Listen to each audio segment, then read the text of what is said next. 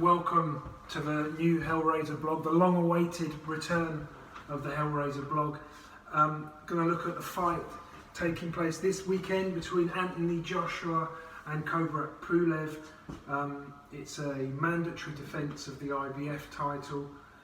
Does make you wonder sometimes, what do these guys have to actually do to get a position, because I don't think that marketability wise it's a fight that people were crying out for. I know certainly when I heard of this fight, Pulev as the opponent for Anthony Joshua, I didn't personally get that excited about it. I haven't really been looking forward, like counting the days and the weeks leading up to the fight, but now we're nearly there, so we'll cover it.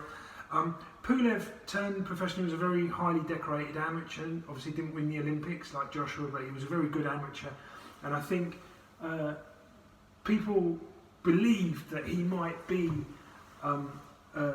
the real thing and a big impact on the heavyweight division. He's boxed for a world title. He boxed against Vladimir Klitschko, but it hasn't really taken off for him. He hasn't quite hit the heights that I think some people were sort of talking about from the start. He's a very strong guy. He's actually rarely in a bad fight because he likes to come forward. He's a pressure fighter. He likes to come forwards, cut the ring down, and against someone like Anthony Joshua, I think it's good for Joshua to fight people like that, because he's very good at picking people off and creating angles with his movement and his long arms and his fast hand speed. Last time out, Joshua, for me, I was really happy with how he boxed. I thought he boxed technically very well against Andy Ruiz. Obviously, he had a shocking defeat in their first encounter, and I didn't mind him boxing off the back foot. I didn't mind him avoiding confrontation, playing it, I guess, quite safe. You know, he was clearly under sort of very strict instructions on how to box, and he managed to stick to it throughout to the letter. And yeah, that's not as exciting as Crash Bang Wallop, but I would rather see that from a boxing point of view. For me, that's more beautiful. That's more. It's got more value to it than Joshua just steaming in, trying to land big shots. And of course, he paid a heavy price for that in their first fight with Andy Ruiz when he got caught. And I mean, he looked like he could have been a bit gun shy, Joshua, in the return. But I don't think he was gun shy in the sense that because he'd got smashed up in the previous fight, he was scared to throw, or he froze. I felt more like that was a conscious decision tactically that he'd taken to fight at a lower pace, and to use a lot more movement and use his reach advantage rather than trying to take Andy Ruiz out. However, until I've seen Joshua fight in a very confident, aggressive, sort of come forwards dominant way, I would still leave a little question mark over whether he is suffering any kind of repercussions and maybe hesitation as a result of that Andy Ruiz fight, because it was a bad defeat. He really got I mean, he clearly punched hard enough to hurt Andy Ruiz, which is probably, he hurt Ruiz actually very shortly before Ruiz caught him. Maybe I think he didn't quite seem to be in the zone. He didn't seem to be right mentally, and I think when he caught Andy Ruiz, he then thought, right, now I just put an end to this nightmare, and I seize the opportunity, get him finished, and that's it. And in doing that, he left himself open, very much so. You know, his concentration just did not seem there at all in that fight, as if his mind was elsewhere. And he walked onto a big shot, got dropped, and really he got beat up and stopped. And it was just a nightmarish night for Anthony Joshua. Any boxer can have a bad night. That was his bad night. He sort of wiped the slate in the next fight, where, I mean, Ruiz was in very poor condition compared to the first fight. But Joshua just was so professional in how he dealt with him, he boxed him, that I thought,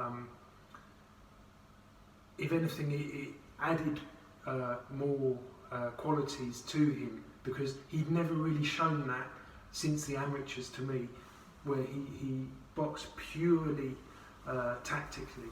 You know, even when the opportunities were there for him to start throwing longer combinations and setting up bigger shots, he consciously decided not to do that, not to get involved, to use his movement. He's got good movement, Joshua, for a very big guy, to use movement and use the angles and keep the range, his range, the entirety of that, or for as long as he possibly could. In the first fight, you saw him actually opting to come close and engage with Andy Ruiz, and he paid a very heavy price for that. So what are the how do I think the fight's going to unravel? Well, firstly, Joshua, a taller guy, he's got a longer reach. I mean, he's got a reach of 208 centimetres. Kubrat Pulev's got a reach of 202, so it's only 6 centimetres. You think for these big guys to have just that small amount, but it does make a difference when you're actually boxing and someone's got that slight advantage over you. Especially someone like Pulev, who normally is taller and has got that longer range than most of the people he'd go in with. Here he goes in with someone who's actually faster than him and got longer arms. It has a big impact on the tactics of the fight, because it means basically that Pulev has to position himself closer to Joshua. He has to get that feet in range and try and draw leads from Joshua that he can slip and then counter. And there's an element of risk involved in that, because if Pulev just stays at long range, Joshua, especially the mindset that he showed in his last fight in the rematch with Andy Ruiz, Joshua will just out jab him and jab him and jab him and keep it long, probably hoping that Pulev is going to jump in. And when Pulev does come in, if Joshua can catch him, you know, we know that Joshua can really punch and can end the fight at any moment really with just one shot. So what are Kubrat Pulev's chances? Well, probably not that good. One way of comparison that I made was, you may have heard, right, Kubrat Pulev, he has an interview, in one of his fights he has an interview afterwards, a lady called, a so-called journalist called Jenny Ravallo, and I felt actually, look, a guy should not kiss a woman without consent, and if she doesn't want to be, but she comes right up to him, she puts his hand round his waist, or one arm round his waist, like round his bum. She's got her boobs sort of really hanging out all over the place, and to me it looked a little bit like she was a bit starstruck and a bit sort of coming on to him. And I mean, look, he should have played hard to get, and you know, he didn't. He kissed her. She then filed a complaint saying that she'd been basically assaulted by us. I mean, it's all on film, so it's not like anything that we can't actually see. If you go onto YouTube, you'll find it. I felt a bit sorry for him, because I thought, he's just had a fight. You know, in a fight, you've got adrenaline, all this testosterone flowing through your body. So you come out of there, relief, the fight's gone. You're a bit, your mindset is a bit like a party sort of feeling. You want to go and let your hair down, and suddenly you've got this, she's a nice looking woman. I've certainly had worse. Massive big boobs, she's all over him, and he kisses her, and then she files a complaint. And Pulev actually, I think he got fined, and he had to serve a ban as a result of that. And like I say, there's no question, you can't kiss women without a consent, but when I saw that, I did feel a little bit like he was lured, he was suckered into it. What are his chances of winning? He's probably got more chance of getting a booty call from that Jenny Ravallo than he has of beating Joshua. For me, if you look at the standard of his opposition of late, as a manager and as a promoter, that just spells out to me they wanted to take absolute zero risk, the smallest risk possible. I mean, he boxed Hughie Fury, who's a young guy who's ambitious, but Hughie hasn't scaled that level yet.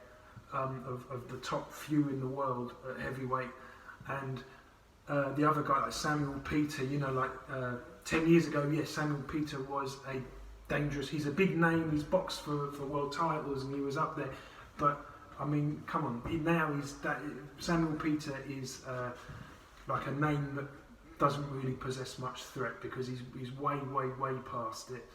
And it's just a great name to have on the record. But when you see fighters fighting like that, firstly, that says to me, right, the fighter's lacking ambition. Secondly, it makes me think, the promoter clearly does not, the management, the people that are behind Pulev clearly don't believe in him, because if you really want to be certain to be the mandatory and fight for the world title and win it, I think you want to fight someone a bit more competitive than that, and really come through flying through that sort of fight and get a really impressive result. And that didn't really happen. He seems like a guy that sort of does the minimum. His pretty much one size fits all tactic that he uses, regardless of who the opponent is he tries to sort of smoke them. He tries to suffocate them by coming forwards, cutting off the ring, which he does do very well.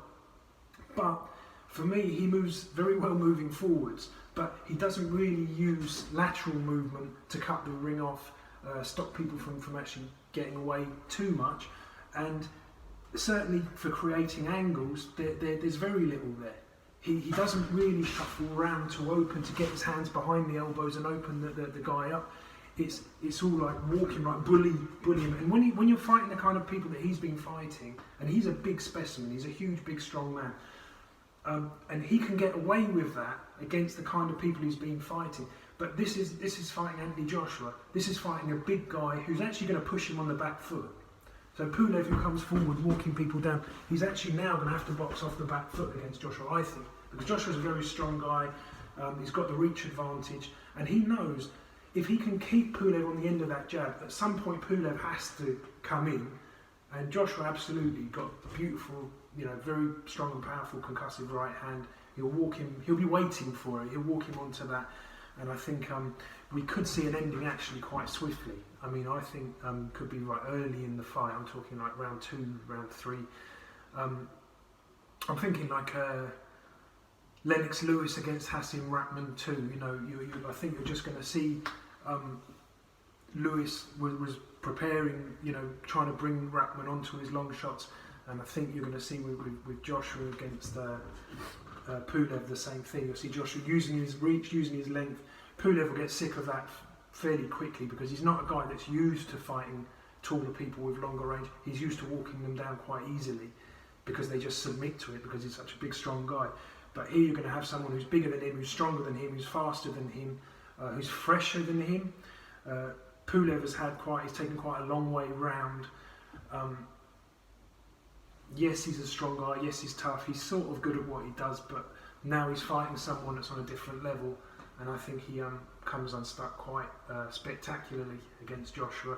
But it's very good matchmaking from the Joshua camp, even though I know it's a mandatory, so you don't make that fight. But I mean, Joshua is probably bigger than any of the governing bodies now anyway. He can probably dictate quite a lot to them, and if he could choose a mandatory, I think he'd struggle to find a better one than Pulev, someone that we know comes forward, who stands in close, who likes to fight. The range that Pulev likes to fight at is there. He likes to sort of be on top of all the time. And like I said, that's fine against smaller guys, weaker guys that want to run away and can't, because he suffocates them. But Joshua's just literally going to hold him on the end of his arm and tee him up and come score the big power shots with the right hand. So that's what I think.